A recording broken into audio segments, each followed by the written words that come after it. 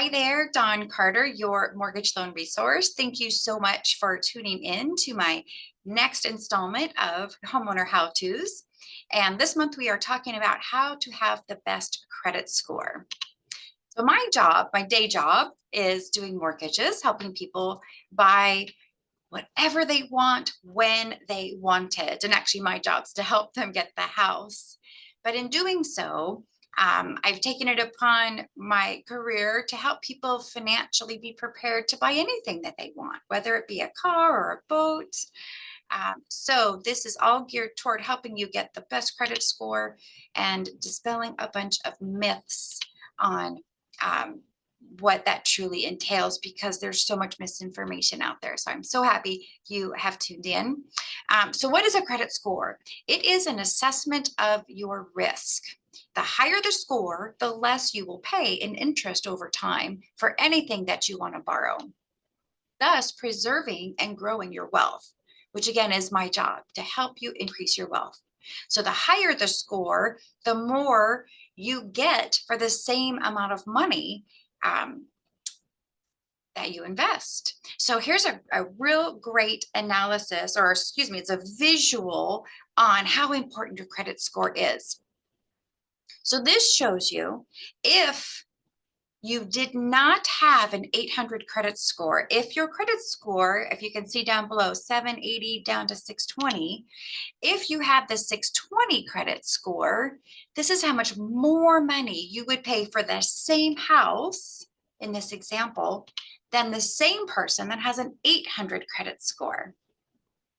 Or conversely, if we get your credit score up, this is how much money I can save you for that same house payment. So you can see how important that credit score is to your monthly house payment, which equates to, in this example, about $80,000 over a 5-year period of time, which also equates to $166,000 of buying power. So you can see how important getting that credit score up is. And in the mortgage world, every 20 points is going to get you a better interest rate, a lower house payment into a higher purchase price. All right, so what is a good score? So a good score in the mortgage world, 780 is top tier for interest rates. 800 is top tier if you have mortgage insurance, which you generally will have if you don't have a 20% down payment. And again, every 20 points makes a big difference in what you're going to pay in that monthly payment. Now, a lot of people use Credit Karma, Credit Sesame, your credit card to figure out or keep their eye on their credit score, which is a great idea to do. The downside to these services is they give consumers a false confidence, because what they're reporting is not a creditor score, which is what I'm going to pull. They're reporting a consumer score. And oftentimes it's pretty generally about 30 to 40 points higher than the score I'm truly going to pull. And as you saw from the previous slide, 40 points in your credit score can make a significant difference in your house payment. I do recommend, I think it's a great idea to watch Credit Karma or Credit Sesame, one of these services. Use it to watch the trend of what's happening with your credit score and keep an eye and notice, okay, well, if I go spend a lot of money on my credit card this month, notice how that impacts your score and just keep an eye on that. Okay, so this is all about how to have the best credit score. So to know that, we got to understand what are the building blocks to creating your credit score. You will see here from this slide, let's start here, 30% on how much you owe. So how much you're allowed to owe versus how much you do owe. 30% of your score is that. 10% of your score is new credit. 15% is credit history. How long have you had this experience of carrying and managing credit? Credit mix is 10%. And then payment history, do you pay your bills on time? That's the biggest one, 35%. And that's where you have the absolute most control over making sure you have the best credit you could have. All right, so let's dive into each one. Let's look at payment history first and check out what the impact is on a credit score when a bill goes more than 30 days past due. So the good news here is it could be a few days late, right? That's not going to hurt your credit. Again, it's not until you're 30 days past due, but it's between 40 and 110 point hit on your credit report. A 90-day late, as you can see, is significantly worse hit against your credit. If you've had a foreclosure or short sale or a bankruptcy, those are also hits. But then those oftentimes, when those credit events happen, oftentimes there are other credit events happening, meaning you're going 30 or 60 or 90 days past due on credit cards. So it exponentially is why the score goes down in that situation. So paying your bills on time is the #1 way to have the best credit score. All right, so how do we do that? Well, I highly encourage setting up auto pay for every single bill in your life. Your mortgage or your rent, utilities can all go on auto pay. Your credit cards absolutely should be on auto pay. I highly recommend setting them up to pay the balance in full every month. And if you can't do that, at least set it up for no less than obviously that minimum monthly payment. But setting up auto pay can just make sure that there's not a mistake or an error in getting that bill in the mail on time. Collection accounts, part of payment history, is a really big source for dinging somebody's credit. So this here shows you how many months in the bottom right-hand corner, how many months since the most recent derogatory public record or collection. And you can see how time is going to heal that wound. So if you have no collections, you're given 75 points. But as soon as a collection hits you, your score is going to drop by about 65 points. So how do you stop from getting a collection? Well, I often hear people say, well, I never got a bill. And this is especially true for student loans, medical bills, and even finalized utilities. Well, I thought I paid the final bill and I never got something in the mail. So it's, again, if you're on auto pay, those utilities will be handled with no problem. So it will never hurt you. But if you go to the doctor and you don't get a bill, give them a call because you know you're going to owe something. Don't just assume insurance covers everything, because most of the times these days what we see is it does not. Student loans, that's the biggest one I see on people's credit reports that really hurts their scores, because you might feel like you have one student loan, but you really have a whole bunch of student loans. You just make one payment because they bill it all together for you for your ease. So, but what that means is if you don't realize that you're supposed to be making a payment, you're not late on one account, you're late on several accounts, which exponentially hurts your credit score. Stay on top of student loans. So please note, those have been in deferment for COVID and they are starting back up in August. My understanding is there's a moratorium where they will not report you as late all the way through October. But if you know that you have student loans, please make sure you're keeping your eye on the ball of getting payments started. And also make sure they know your mailing address. That's the #1 thing I see why people end up with late payments and collections on student loans. Okay, let's move on now to the amount of debt you carry. So the amount of debt is the total balance owed and how many accounts you have that have balances. So several accounts with balances is going to ultimately hurt your score. But then also, how much of your available credit are you using? So here's an illustration. So here's an account. The blue is what your credit limit is, and the orange is the balance. So in this one on the left, this credit card is nearly maxed out. But this over here on the right-hand side is optimum for the best credit score. So keeping a balance low is a really great idea. But also keep this in mind. Every single month this changes, right? So if your credit card is up here, and then you pay it all the way down the very next month, that next month, your credit score is going to instantly rebound. So this is how I help my clients get their credit scores up while they're out there house hunting. So I check their credit first. If you're not top tier, which again is 800, then I go to work on seeing how we can help get your score higher. And oftentimes it's simply paying down some balances. Now, with that being said, live your life, right? You only need your credit score on the day you need your credit score, but it can take as much as 30 days to impact that credit score because each creditor reports to the bureau once a month, and they all report on different days of the month. So you can pretty much count on if you do something 30 days from now, it will certainly have an impact. But that's again where you can watch your Credit Karma or Credit Sesame score and have an idea of when your action actually did make an impact on that credit score. All right, length of credit history is 15% of the score. How much experience do you have? And you can see here that if you have less than 12 months experience, then you're given 12 points. But as you have more experience, getting closer to 2 years, you get 35 points. But then once you get up to 4 years, 3 and 4 years, you're at 60, 65 points. That's being given to you to increase your score.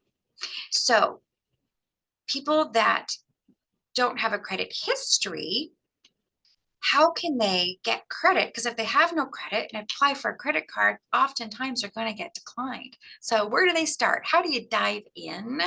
Well, there's one little hack that I use a lot with my clients, and it's getting added as an authorized user to somebody else's account. As soon as you do that and they report to the bureau, so again, it'd probably take 30 days for that to impact your credit. But as soon as that's done, you instantly get the benefit of their credit history to help your score. And I use this little hack oftentimes with people that have a credit score. It's just not as high as I'd like it to be. So the great news is when I pull credit, it tells me why your score isn't higher. And that's how I can help figure out how to help you individually get it up. So we are getting you the lowest house payment possible. All right, amount of new credit. So getting brand new bank cards is going to hurt your credit initially, but it is so important that you have enough credit depth. So what credit depth is again, it's experience, but how much experience do you have? So how many different creditors are you working with, right? You want to have at least 3 if at all possible. And it's good to have a combination of revolving debt, which is credit cards, and installment debt, which would be a home loan. So you can see here the impact of no bank card. You're given, it's 32 points. Excuse me, no bank card at all, 32. But then as soon as you get one in the first 5 months, your score drops. You're going to go, Dawn, you told me to get a credit card. Initially, it's going to drop. But then look, as time goes on, after 3 years, then you have 20 points more than if you had no card at all. All right, credit mix is 10% of your score. What does that mean? Credit mix. Well, again, it's revolving credit, installment, debt. But what they want to avoid seeing is finance trade lines. So what those are like you go to, I did this myself, Ashley Home Furniture. They gave me $100 off if I did their 0 down finance for 12 months. Well, I have good credit, so I'll get approved. I don't need my credit score right now, so sure, I'll open the account. That's considered a consumer finance account. So my credit score dropped as soon as I opened a new account, and it was a finance account. Try to avoid those if, again, you're trying to have that highest score and you aspire to buy a house or a car. Then you might make different decisions on whether or not to finance something on that creditor's finance trade line. So Les Schwab's another good example. So think of it this way.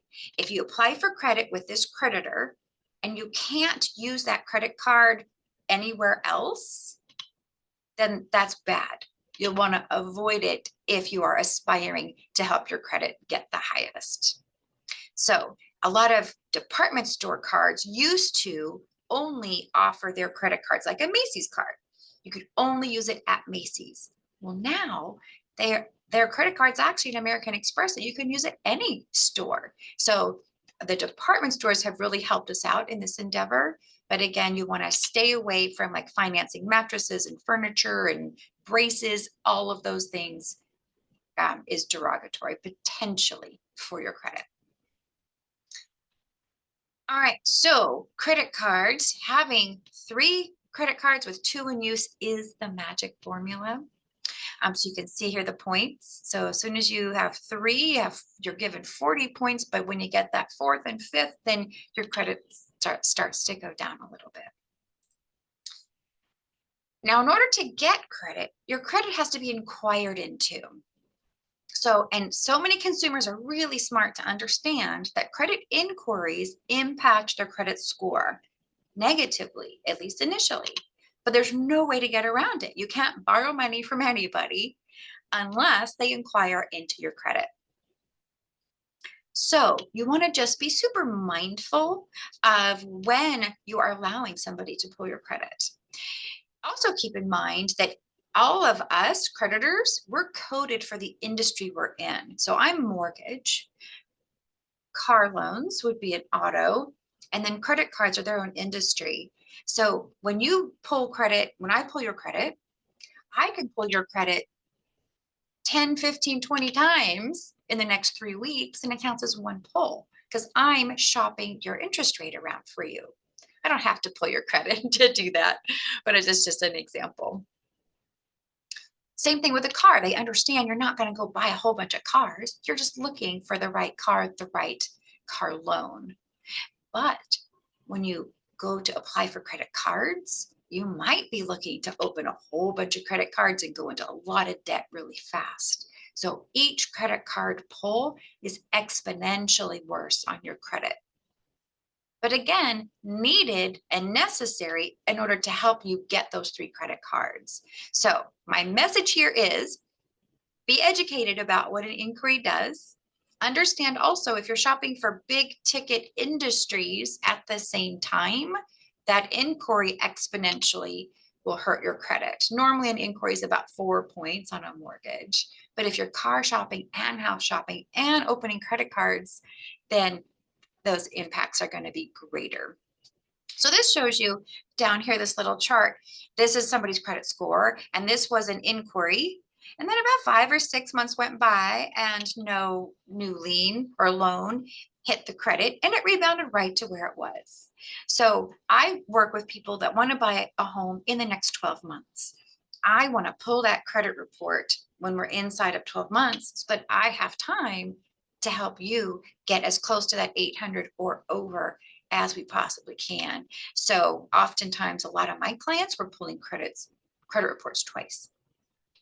And you should absolutely, if you've got somebody that's going to help you with getting that score up, that is very beneficial. The most common reason for a lower credit score is, well, the number one thing is serious delinquencies, public record or collection. So a serious delinquency would be 60 days or 90 days past due. Time since delinquency is too recent or unknown. Level of delinquency on accounts. So once you go past 30 days and you get 30 days, 60 days, 90 days, again, exponentially worse on the score. Number of accounts with delinquencies. So what this tells us is if you're having a hard time making ends meet and you just have to let a debt slide, it's better to let the same debt slide each month instead of being 30 days late with this guy, then with this guy next month, and that guy next month. But letting a debt go from 30 days to 60 days is probably worse for your credit than keeping it at 30 days past due. Amount owed on accounts, especially credit cards, is a number one reason, besides late payments, that I see lowering a credit score, or how we have the biggest opportunity to increase people's credit scores by reducing how much is owed on those credit cards. Proportion of balances to credit limits is too high. That's back to that graph of what you can owe versus what you do owe. And then length of time since accounts have been established, too many accounts with balances, lack of recent revolving information, not having a credit card will hurt you. So again, 3 credit cards, 2 in use is the magic formula. When you're going to get a mortgage, do not pay off old collections until we chat, because that will actually lower your score immediately, but it'll ultimately rebound higher. So it just really depends. What should I do, Dawn, for my credit? Completely depends on what we're trying to do in your world, in your life, and where you are with your goals of buying a home or a car. The other thing you want to avoid is having consumer disputes put on your credit report, because that can hurt you when it comes time to applying for a home loan. And different types of loans have different rules, but I've seen that stop people from getting approved before. All right, so the truth about credit cards and how to use them, it's a whole nother webinar, 22 minutes long. But credit cards do great things for you. So a lot of people these days I'm hearing, I don't want to get a credit card because I don't want to get in trouble.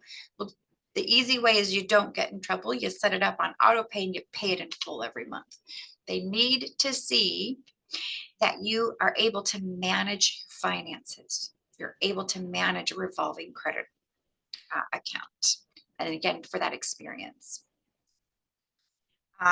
So used properly, what does that mean? If they're used properly, they'll help your score. Having 3 credit cards with 2 in use, I recommend putting everything on one card and then pay it in full using auto pay at the end of the month, so that you're getting your points or your rewards or your cash back. This is a big one. I hear this all the time. I was told I need to carry a balance on my credit card in order to build my credit. That is beyond false. And I hope if there's one nugget you take away from today and listening to this webinar, it's that one. You do not have to carry a balance to build your credit. You need to use your credit card on a regular basis to build your credit. When you pay it in full every month, here I've got a visual for you. So here we go. So here's the billing cycle. And at the end of the billing cycle, this is when you're going to get your bill in the mail. And you've got usually about a 25-day grace period to pay it. Well, when you charge on your credit card during this grace period, it's now adding to the balance that you are going to pay. So you're going to pay this one off, right? Because we're going to pay it in full every month.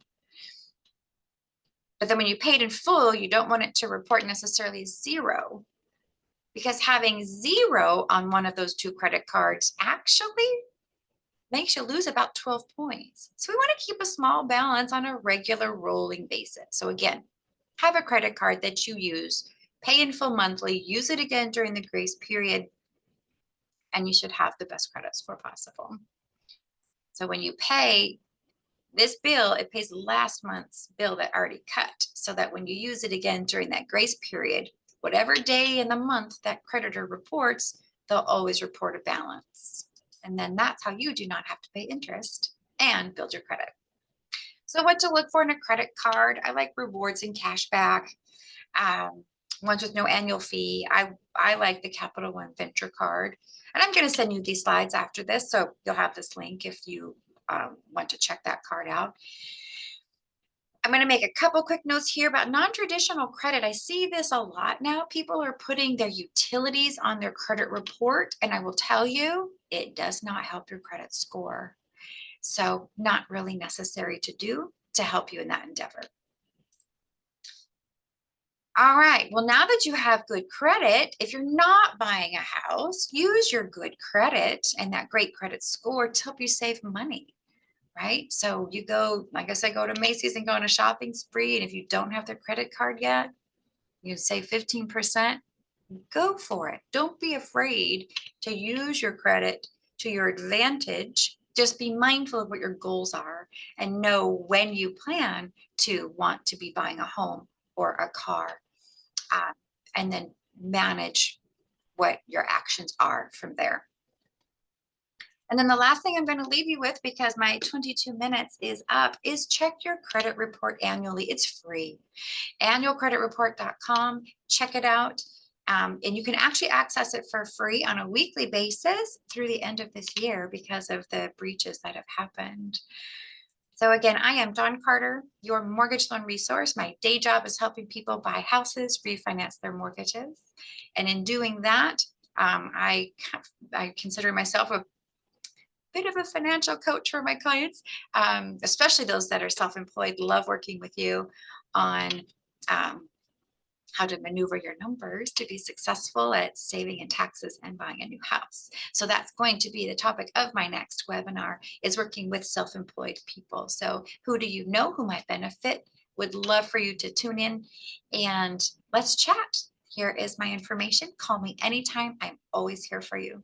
Again, Dawn Carter, your mortgage loan resource. Thanks for tuning in. Bye-bye. Bye, everyone. Thank you. Did you have any questions? I'll check the chat.